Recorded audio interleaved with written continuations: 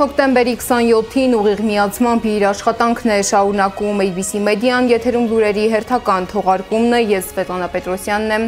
բարի օր։ Այս ժամի համար առանձնացրել ենք հետևյալ նորությունները։ Փաշինյանը ազգային ժողովում հայտնում է, թե ինչ երթուղիով Հայաստանը իրականացնելու բեռնատարների տարանցումը Թուրքիայից Ադրբեջան եւ հակառակը։ Ինչ է կատարվել Հովանավանքում կարգալույց քահանայի մատուցած պատարագի ընթացքում։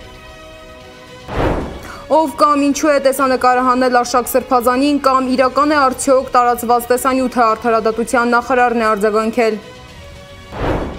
Թրամփը քննադատել է Պուտինին, նա նշում է, որ Պուտինը պետք է ավարտի Ուկրաինայի հետ պատերազմը, այլ ոչ թե հրթիռներ փորձարկի։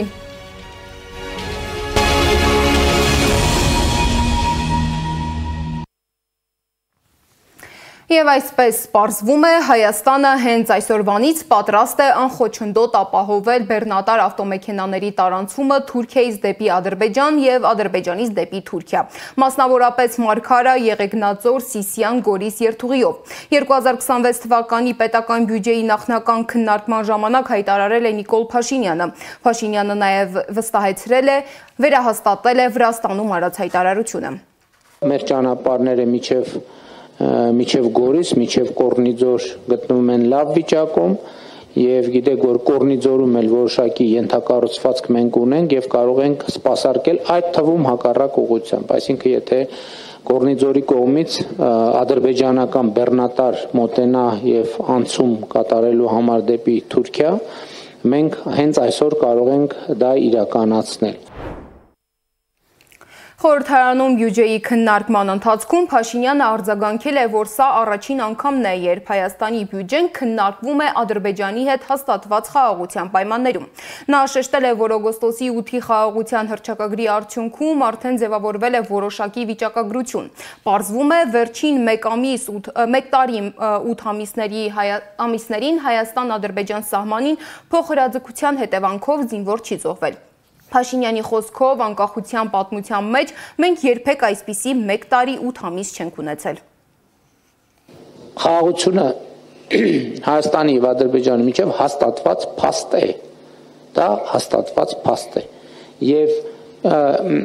մենք պետք է նաեւ հարաբերվենք այն իրավիճակի հետ, որ խաղաղությունը մեզ համար անծանոթ երևույթ է, հասկանում եք, անծանոթ երևույթ։ Հայաստանի Հանրապետությանը ծանոթ չէ, թե ինչ է նշանակում խաղաղություն, որովհետև Հայաստանի Հանրապետությունը իր անկախության առաջին օրից եղել է կոնֆլիկտի մեջ։ Խոսելով հենց պետական բյուջեի մասին, Նիկոլ Փաշինյանը նշել է, որ պետական բյուջեն Հայաստանի ամբողջ կյանքը կազմակերպելու մասին է, ապա փորձել է ավելի հասկանալի բացատրել, որ մեզանից յուրաքանչյուրը ավելի լավ հասկանա։ Ուրեմն պետական բյուջեն Հայաստանի Հանրապետության ժողովրդի համատեղ ընտանեկան բյուջեն է։ Փաշինյանը այլ տարբերակներով էլ է փորձել բացատրել, լսենք եւ շարունակենք։ Պատկերացնենք, որ 2026 թվականը բյուջետային համակարգի մեկնարկի կետն է։ Մենք էլ քննարկում ենք 2026 թվականի պետական բյուջեն։ Ուրեմն կեսգիշերի դրությամբ եւ նույնիսկ մի ժամ անց պետական նույնիսկ 2 ժամ անց, նույնիսկ 3 ժամ անց, նույնիսկ 4 եւ 5, նույնիսկ առավոտվա դրությամբ պետական բյուջեի եկամուտները 0 են։ Հիմա ինչպես են ձևավորվում պետական բյուջեի գումարները։ Պետական բյուջեի գումարները ձևավորվում են հիմնականում արտաքին բաներն էլ, համագործակցություններն էլ սպայն հաշվի չեմ առնում, ձևավորվում են հետևյալ հարկերի միջոցով կամ վճարումների միջոցով, ավելացված արժեքի հարկ, ակցիզային հարկ, եկամտային հարկ, սոցիալական վճարներ, շահութահարկ, շրջանառության հարկ, պետական տուրքեր, ներառյալ մաքսատուրք։ Այսինքն Հայաստանի Հանրապետության պետական բյուջեն ձևավորվում է այս հարկերի միջոցով ձևավորված խողովակներով տեղի ունեցող վճարումներից։ Իսկ այժմ անդրադառնանք 3 Հովանավանքում տեղի ունեցած իրադարձություններին։ 3 կարգալույծ Ստեփան Ասատրյանի մատուցման պատարագը տեղի ունեցած ոչ սովորական եւ առաքելական եկեղեցում ոչ հարիր ոճով։ Մայրաթորի հոգեվորականներից մեկը Հովանավանքում պետք է պատարագ մատուցեր, բայց իրավապահներն ու յուղացիները խոչընդոտել ու թույլ չեն տվել եկեղեցի հասնել։ Փաստաբան Արա Զորաբյանի խոսքով Հովանավանք շտապող 2 քահանայի ոստիկանները ձերբակալել են եւ ազատ են արձակել միայն այն դեպքում, երբ իմացել են, որ չեն գնա եկեղեցի։ Քանի որ Հովանավանքում պետք է պատարագ կատարվեր եւ դրա հետ կապված նախապես կար արդեն ներկայացված համապատասխան դիմում եւ փաստաթղթեր եւ նաեւ Մայրաթորից Պաչաչ Հայր Սուրբը պետք է ներկայանար պատարագը մատուցելու։ Բայց ինչպես տեսակ ոստիկանների հետ համատեղ ուժերով խոչընդոտվեց մեր մուտքը, ի սկզբանե մեքենան չթողնեցին մուտք գործի, ոտքով մենք հասանք այստեղ եւ նաեւ չթույլատրեցին։ Բնականաբար բազմաթիվ մարդիկ էին եկել, ոստիկանների հետ համատեղ չթույլատրեցին, որպեսզի Հայր Սուրբը կատարի պատարագ։ Այսքանը։ Հիմա ներսում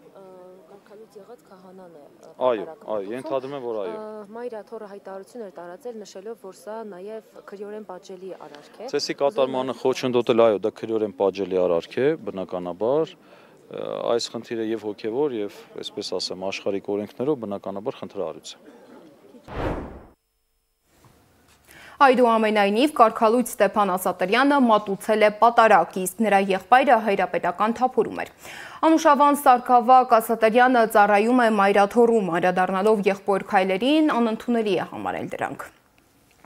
Նոր աղանդի ստեղծում ենք տեսնում, Մայրաթորի բակում ասել է աստվածաբան Թովմաս Առաքելյանը։ Նրա խոսքով մանիպուլացիաները, որոնք տեղի են ունենում այս օրերին, ձեռնտու են քաղաքական կուսակցություններին ու եկեղեցին պառակտողներին։ Դերասանուհի Մարջան Ավետիսյանը նույնպես Մայրաթորում էր, նա համոզված է, որ իշխանությունը ինչ ուզում է կարող է անել, բայց պետությունը եկեղեցուց անջատել չի կարող։ Այդ մարդիկ ակնհայտորեն չեն կիսում մեր եկեղեցու վարդապետությունը, հետևաբար հայոց եկեղեցում միաբանված են մեր հավատակից մարդիկ, այդ մարդիկ մեզ հավատակից չեն, հետևաբար ինչ միասնության մասին է խոսքը, սև ու սպիտակի մեր ժողովուրդը բաժանվել է 18 թվականին եւ ատելության մթնոլորտը անդադար խորացվում է եւ բնականաբար դա այսպես կառավարական մակարդակով ամեն օր հովանավորվող բան է բաժանումը։ Ուղղակի այդ բաժանումը չպիտի մտնի եկեղեցի։ Այո, իրենք հիմա եկեղեցում չեն եւ եկեղեցում չեն պառակտում։ Իրենք իրենց պառակտումը եկեղեցուց վերցրել տարել են դուրս։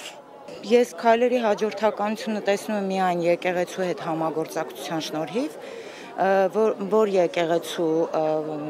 չգիտեմ, վերաառողջացմանն են մասնակցում, հայ առաքելական եկեղեցին, դիվանապետություն եւ ամեն ինչ էս տարածքում է, ես այստեղ չեմ տեսնում որևէ մեկին, որը կկարողանա ինչ-որ բան անել, կամ մի անգամ մենք արդեն այդ հարձակումը տեսել ենք,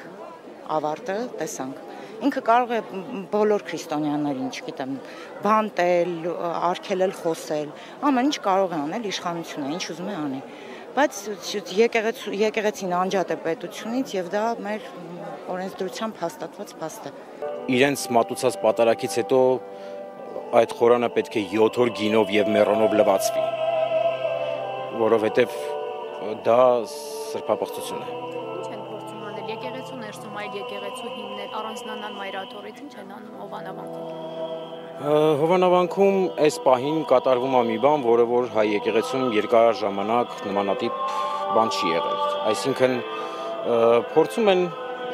հակաթոռ ինչ-որ մի բան ստեղծել, բայց ինչպես որ մի անգամ Հովանավանքի այսօրվա հոգևորականներից նշանակված Տեր Մանուկը ասեց,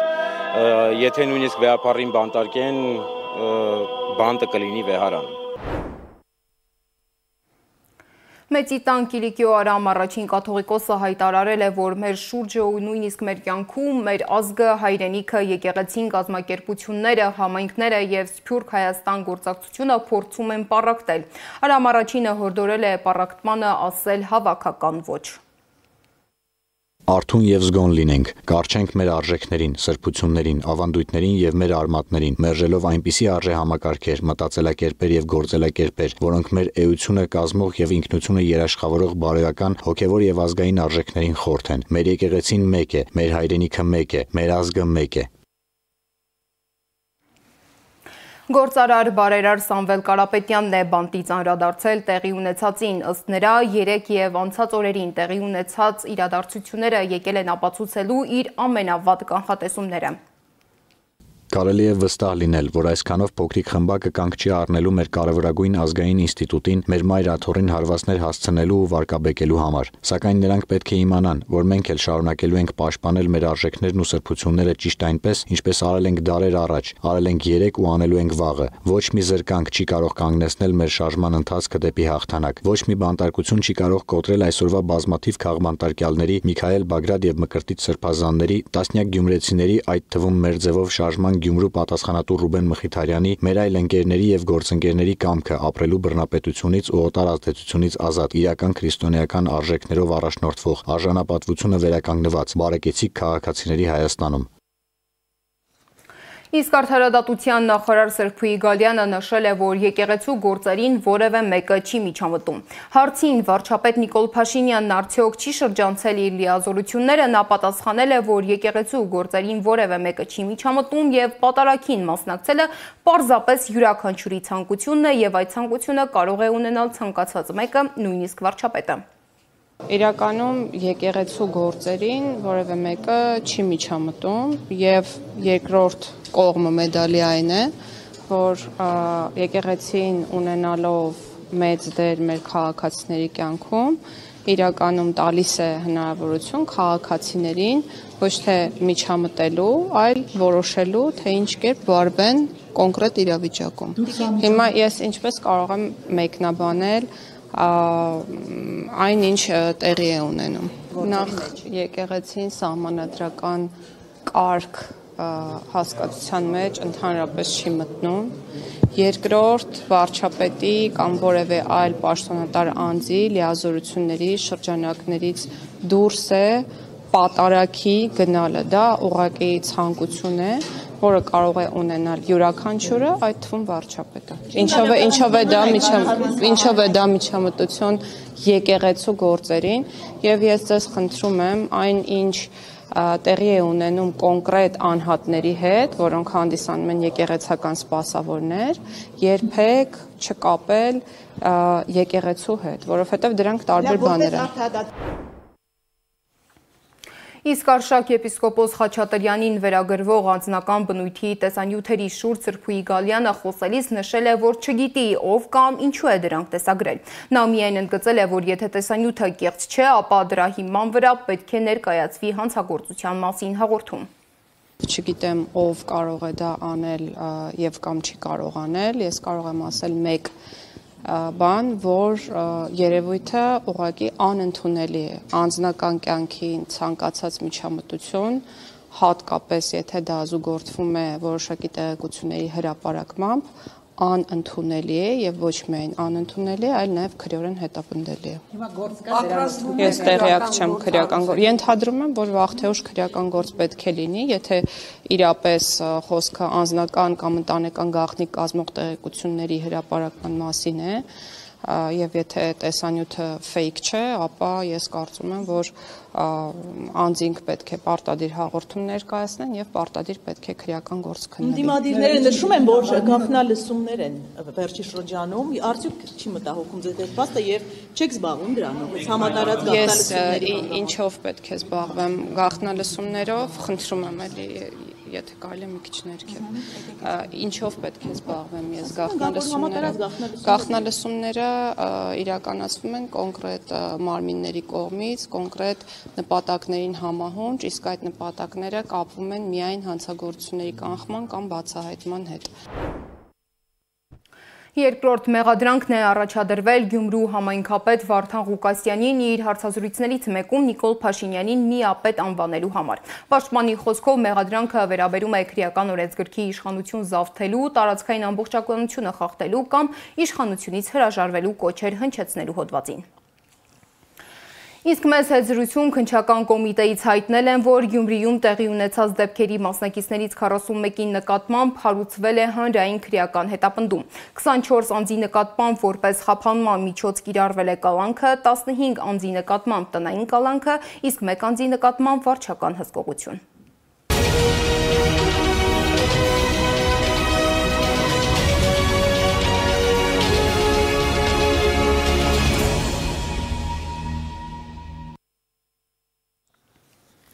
ԱՄՆ նախագահ Դոնալդ Թրամփը քննադատել է Ռուսաստանի նախագահի հայտարարությունը միջուկային թևավոր հրթիռի փորձարկման վերաբերյալ։ Նրա խոսքով Վլադիմիր Պուտինի այդպիսի քայլերը տեղին չեն եւ չեն նպաստում խաղաղությանը։ Թրամփը ընդգծել է, որ Ռուսաստանի ղեկավարն ավելի ճիշտ կաներ այդ ջանքերը գործադրել Ուկրաինայում պատերազմն ավարտելու ուղղությամբ։ Թրամփը նշել է, որ այդ պատերազմը պետք է տևեր ընդամենը 1 շաբաթ, սակայն շուտով կլրանա 4-րդ տարին։ Նշեմ, որ երեկ Պուտինը հայտարարել էր, թե Ռուսաստանը հաջողությամբ փորձարկել է միջուկային շարժիչով եւ անսահմանափակ հեռավարությամբ թևավոր հրթիռը։ Ռուսաստանն էլ իր հերթին է քննադատել Միացյալ Նահանգների հետ երկխոսությունը խաթարելու փորձերը։ Ռուսաստանի ուղղակի ներդրումների հիմնադրամի ղեկավար եւ նախագահի հատուկ բանագնաց Կիրիլ Դիմիտրիևը հայտարարել է, որ վերջին շրջանում նկատվում են նպատակաուղղված քայլեր, որոնք ըստ նրա խոչընդոտում են Մոսկվայի եւ Վաշինգտոնի միջև կայուն երկխոսության ձևավորումը։ Նա սակայն չի հստակեցրել, ով է կանգնած այդ փորձերի հետևում։ Դիմիտրիևի խոսքով ԱՄՆ-ում գտնվող ռուսական պատվիրակությունը այժմ փոխանցում է Վլադիմիր Պուտինի դիրքորոշումը, ընդգծելով, որ Ուկրաինայի հակամարտության լուծումը հնարավոր է միայն այն դեպքում, երբ վերացվեն դրա խորքային պատճառները։ Միջազգային մյուս լուրերը ռեպորտաժում։ Ռուսական երկաթուղիներն իրենց տարածաշրջանային գործընկերների հետ համատեղ աշխատում են ռուսական ապրանքների Ադրբեջանի տարածքով Հայաստան տարանցումը կազմակերպելու ուղղությամբ, հայտարարել է Ռուսաստանի փոխվարչապետ Ալեքսեյ Օվերչուկը։ Ադրբեջանական կողմը հաստատել է ադրբեջանական երկաթուղիներով ռուսական ապրանքներն Ադրբեջանի տարածքով Հայաստան տարանցելու հնարավորությունը։ Այս առումով մենք շատ հետաքրքիր առաջընթաց ենք գրանցել, նշել է Օվերչուկը։ Ավելի վաղ Ադրբեջանի նախագահ Իլհամ Ալիևը հայտարարել էր, որ Բաքուն վերացրել է իր տարածքով Հայաստան բեռների տարանցման սահմանափակումները։ Չինաստանն ու Միացյալ Նահանգները կարծես համաձայնության են գալիս առևտրային հարցերում։ Մալայզիայում երկօրյա բանակցություններից հետո Միացյալ Նահանգների եւ Չինաստանի պատվիրակություններին հաջողվել է հասնել առևտրային անհամաձայնությունների լուծմանը Թրամփ-Սի Ցինփին առաջիկա հանդիպումից առաջ։ Երկու երկրների ղեկավարների հանդիպումը նախատեսված է հոկտեմբերի 30-ին Հարավային Կորեայում կայանալիք Ասիա խաղաղօվկիանոսյան տնտեսական համագործակցության գագաթնաժողովի շրջանակում։ Կուալա Լումպուրում Թրամփին դիմավորել են ինչպես ժպիտով, այնպես էլ բողոքի ցույցերով եւ տուն ուղարկելու պաստառներով։ Ցույցերն անցկացվել են Մալայզիայի մայրաքաղաքի Մերդեկա հրապարակում։ Հանրահավաքի մասնակիցները կոչ են արել վերջ դնել ամերիկյան իմպերիալիզմին եւ Թրամփին տուն ուղարկել։ Ցուցարարները ծածանել են նաեւ պաղեստինյան դրոշներ, պահանջելով Գազայի հատվածի ազատագրումը եւ վանկարկել են կիրառել պատժամիջոցների Իսրայելի դեմ կարգախոսը։ Ոստիկանությունը պահպանել է կարգուկանոնը բողոքի ցույցերի ժամանակ։ Թայլանդում մեկամյա սուք է հայտարարվել թագավորի մոր մահվան կապակցությամբ։ Թայլանդի մայր թագուհի Սիկրիտը մահացել է 93 տարեկանում։ Նա 60 տարի եղել է նախկին թագավոր Փումիպոն Ադուլյադթի կինը։ Սիկրիտի որդին Թայլանդի ներկայիս թագավորը կարգադրել է հուղարկավորությունն անցկացնել ամենաբարձր մակարդակով։ Հրաժեշտի արարողությունը բաց է եղել երկրի բոլոր բնակիչների համար եւ անցկացվել է Բանգկոկի թագավորական նստավայրի գահակալության դահլիճում։ Լուվրի թանգարանի որոշ զարդեր, այդ թվում Ապոլոն պատկերասրահից տեղափոխվել են Ֆրանսիայի բանկ պահպանման համար։ Հաղորդվում է, որ ցուցանմուշները տեղափոխվել են թանգարանից 300 մետր հեռավորության վրա գտնվող բանկային պահոցներ։ Ցուցանմուշներն ի պահ կտրվեն 26 մետր խորության վրա գտնվող ստորգետնյա պահոցում, որտեղ գտնվում է հանրապետության ոսկու պաշարների մոտավորապես 90%-ը։ Հիշեցնենք, որ 1 շաբաթ առաջ գողերը բոլորի աչքի առաջ ներխուժել էին Լուվր եւ թալանել այն։ Նրանք տարել էին կայսերական հավաքածուից 9 ցուցանմուշ։ Գողացված իրերի արժեքը գնահատվում է 88 միլիոն եվրո։ Ֆրանսիայի նախագահ Էմանուել Մակրոնի կինը Բրիջիտ Մակրոնը հայտնաբերել է, որ հարկային մարմնի կայքում գրանցված է տղամարդու անունով։ Նշվում է ֆրանսիական հեռուստաալիքներից մեկի պատրաստած վավերագրական ֆիլմում։ Մակրոնը մուտք է գործել հարկայինի կայքում իր անձնական հաշիվ եւ տեսել, որ այնտեղ նա գրանցված է ոչ թե որպես Բրիջիտ Մակրոն, այլ որպես Ժան Միշել։ Վավերագրական ֆիլմում ասել է Ֆրանսիայի առաջին տիկնոջ աշխատակազմի ղեկավարը։ Աղբյուրն այս հայտնագործությունն անվանել է տհաճ անակնկալ Մակրոնի կնոջ համար։ Մի քանի տարի Բրիջիտ Մակրոնը դավադրության տեսության օբյեկտ է, որը պնդում է, որ նա ծնվել է տղամարդ Ժան Միշել Տրոնյո անունով։ Այս մեղադրանքները հայտնվել են 2017 թվականին եւ պարբերաբար կրկնվում են դավադրության տեսաբանների կողմից։ Նախկինում հաղորդվել էր, որ Մակրոնի կինը պարտավոր կլինի հաստատել իր սեռը բժշկական զննման ժամանակ։ Ամերիկացի լրագրող Քենդիս Օուենսը հայտարարել էր, որ Ֆրանսիայի առաջին տիկնոջը պետք է զննի անկախ բժիշկ։ Պայթյուն եւ մոխրիամբ ծիածանի ֆոնին տեսախցիկները ֆիքսել են Ֆիլիպիններում թալ հրաբխի ժայթքման պահը։ Զարա Սարգսյան, ABC Media։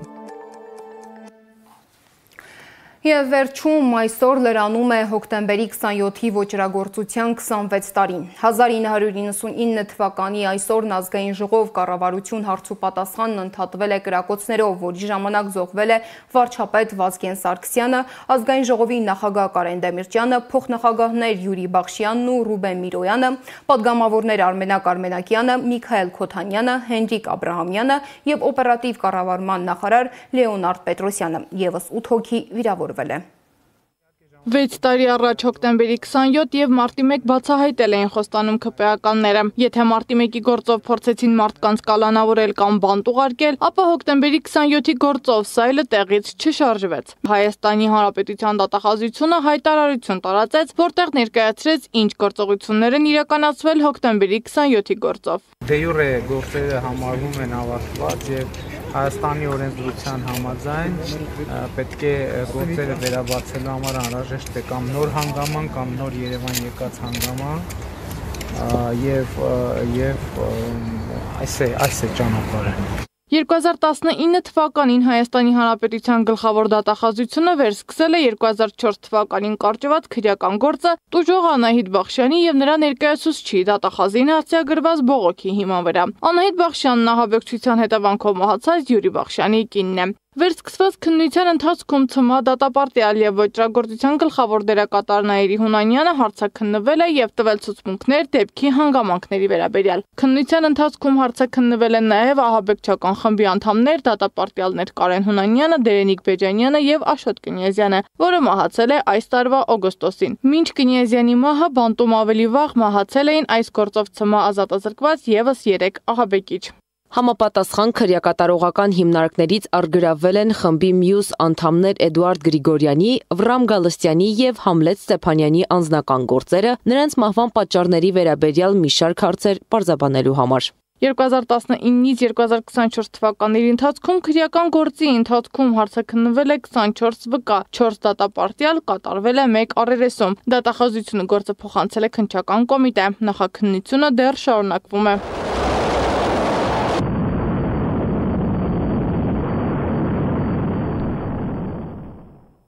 Հայաստանի ազգային ժողովի վրա հարձակում տեղի ունեցավ ազգային ժողով կառավարություն հարցուպատասխանի ժամանակ։ Հարձակման հետևանքով զոհվեցին ՀՀ վարչապետ Վազգեն Սարգսյանը, ազգային ժողովի նախագահ Կարեն Դեմիրճյանը, փոխխոսնակներ Յուրի Բախշյանն ու Ռուբեն Միրոյանը, օպերատիվ հարցերի նախարար Լեոնիդ Պետրոսյանը, պատգամավորներ Արմենակ Արմենակյանը, Հենրիկ Աբրահամյանը եւ Միքայել Քոթանյանը։